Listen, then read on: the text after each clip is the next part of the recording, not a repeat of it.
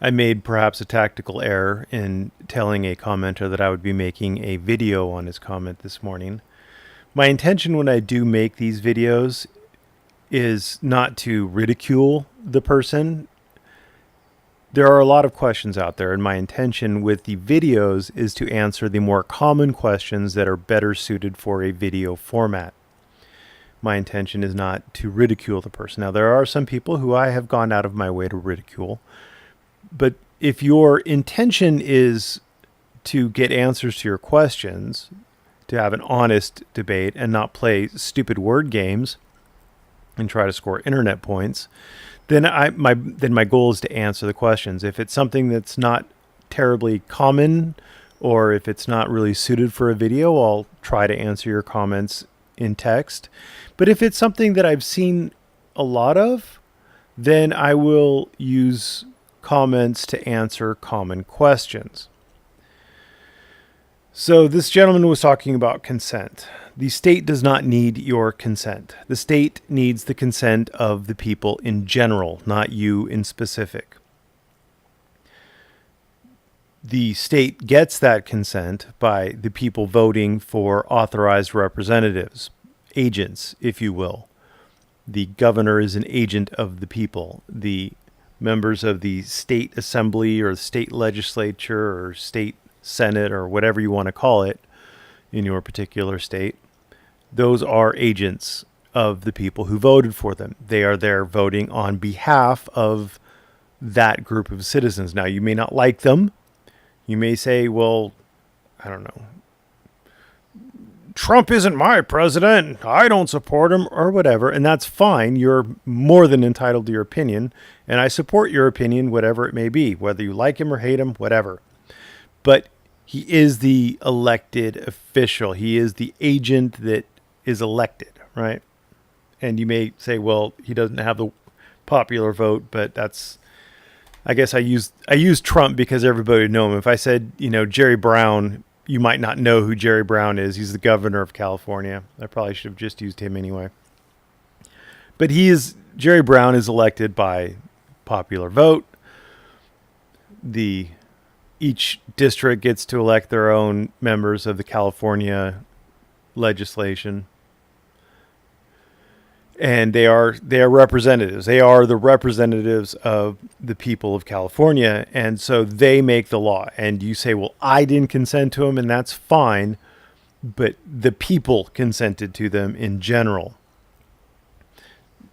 So that's how that works. It's not your consent that's required. But in addition to that, you are giving implied consent by staying within the state. If you don't consent, then you have the option of leaving the state.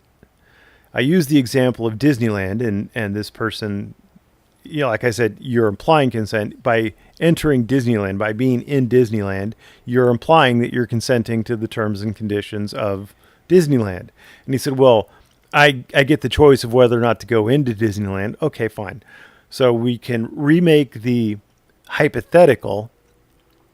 You're in an airplane. You're a passenger. You consented to be on the airplane.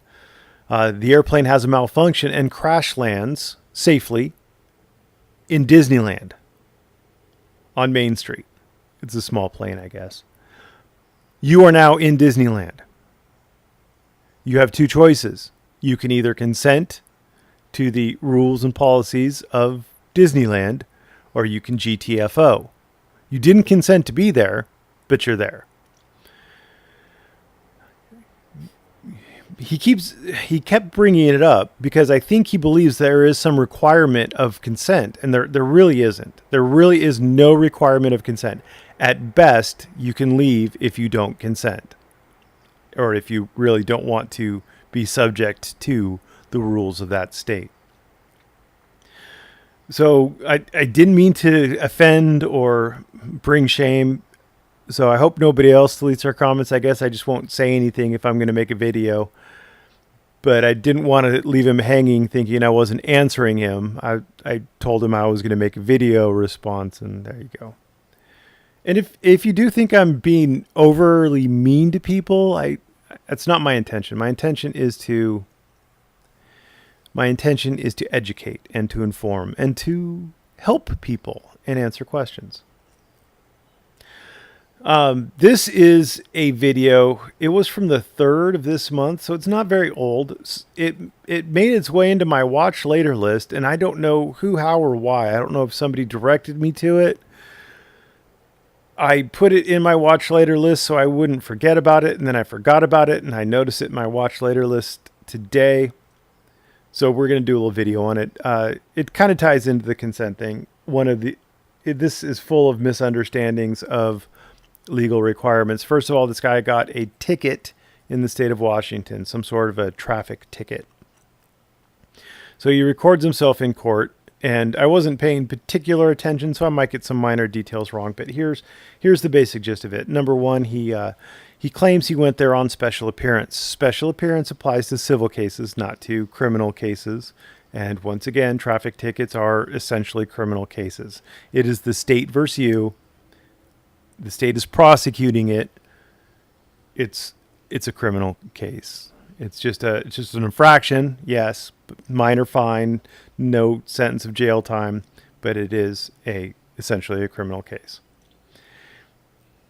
So that's failure number one. Failure number two is he believes that by the state saying that he's subject to the laws of the state because he's in the state, he believes that the prosecution is maintaining that he is within the elected body politic of the state. The fun thing about law is while we do use certain words in a very specific and particular way, we also use English. And if I say I'm in California, I'm not saying that I am an elected official in California. I'm saying that if you send me a piece of mail, it's going to go to a physical address that is located within the territory of the state of California. I'm talking about lines on a map. I'm talking about a geopolitical sort of thing. So Washington exists not just as a political entity, it also exists as a physical location, as a place. And the court will understand that the state of Washington is both a political entity and a physical location. The two share a commonality in that the political state of Washington has sovereignty over the physical location of the state of Washington. So that's a loser argument, and trying to play logic games like that are exactly the same as trying to win internet points by nitpicking silly things and running in logical circles. The court is going to look at it and they're going to say, obviously, the state that the territorial jurisdiction statute is saying that the state in that statute is referring to the physical location of the state. How can a political entity be in a physical location? Well, it's like I said, it is the territorial aspect of the political state. So that's another fun thing. The next fun thing that he tries to do is he wants to prove that the statutes apply to him, and his argument is the statutes apply to him because the statutes say they apply to him. That doesn't prove anything. Why do prove why the statutes apply to him? Well, the statutes apply to him because the elected officials in the political and physical state of Washington have used their authority and their power as elected officials to pass laws. They have the authority to pass those laws because the population, the citizens, have granted them that authority. You didn't, the population as a whole did.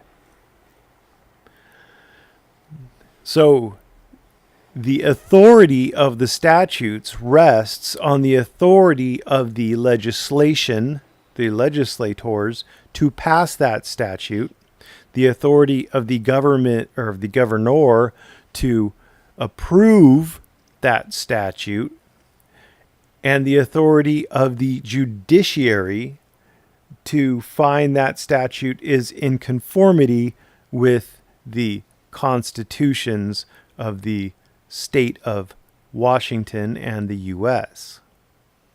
That is how those statutes have authority to say that they apply to you. That's all, and that is inherent in them. The judge will take judicial notice of that unless there is a question as to the constitutionality of the statute, in which case he would not assume that. But that is something that the defense would have to raise. Finally, he wants to talk about the constitutional right to travel. Now, where do you find the constitutional right to travel? You find it in two spots. And it's an assumed right to travel. There is Article 4, Section 2. Article 4, Section 2. It says, the citizens of each state shall be entitled to all the privileges and immunities of citizens in the several states. It is also echoed in the 14th Amendment.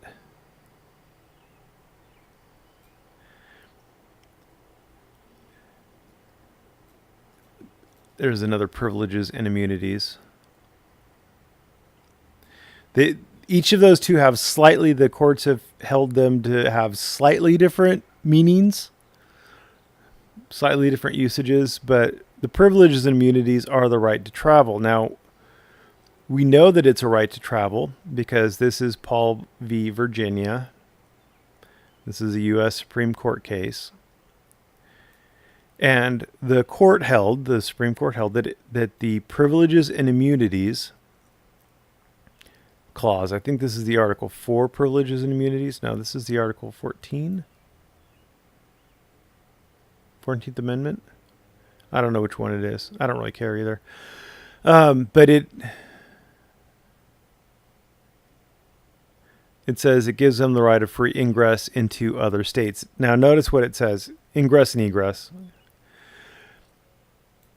It's saying that they can travel between states. It doesn't say they can drive a car.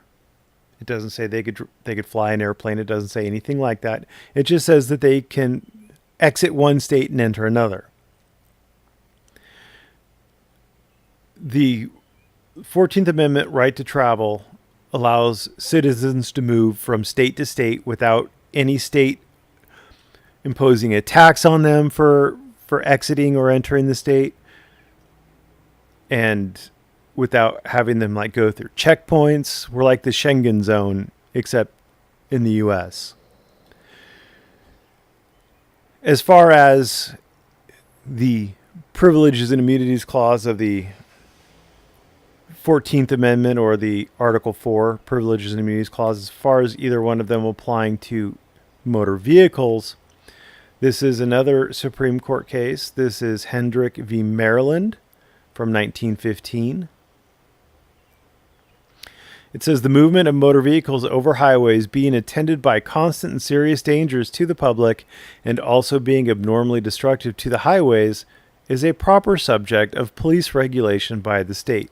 States have policing power. That is one of the inherent things that states have that the federal government doesn't. And before you think that means that they can't have police, they can. It's a different thing.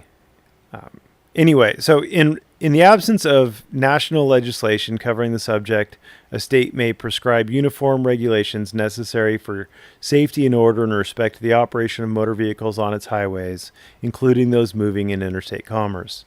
A reasonable graduated license fee on motor vehicles, when imposed on those engaged in interstate commerce, does not constitute a direct and material burden on such commerce and render the act imposing such fee void under the Commerce Clause of the Federal Constitution.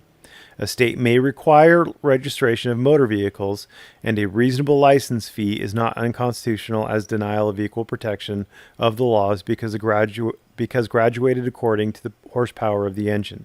Such classification is reasonable. Now, sovereign citizens like to think that this only applies to interstate commerce because it says interstate commerce here. I'm not engaged in commerce. The reason why it's talking about interstate commerce is because Congress has the power. Congress has the legislative authority from Article 1 of the Constitution to regulate interstate commerce. From that, they have derived a federal power to regulate the means, methods, and modes of transportation between the states. So they can regulate highways. They can regulate cars that travel on highways, and they can regulate anything that anything that has a substantial effect on interstate commerce.